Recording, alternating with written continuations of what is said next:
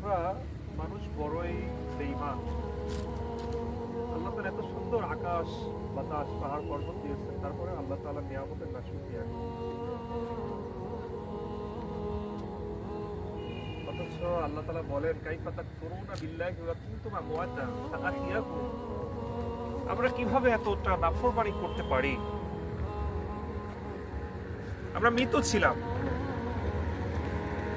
আল্লাহ তাআলা বলেন ফাআহইয়াকুম সুম্মা ইউমীতুকুম।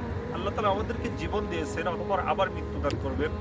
সুম্মা ইউহয়ীকুম, আবার পুনরায় আল্লাহ তাআলা মৃত্যুর পরবর্তী জীবনে আমাদেরকে উত্থান করবেন। সুম্মা ইলাইহি তুরজাউন, কিয়ামতের মাঠের ময়দানের উদ্দেশ্যে।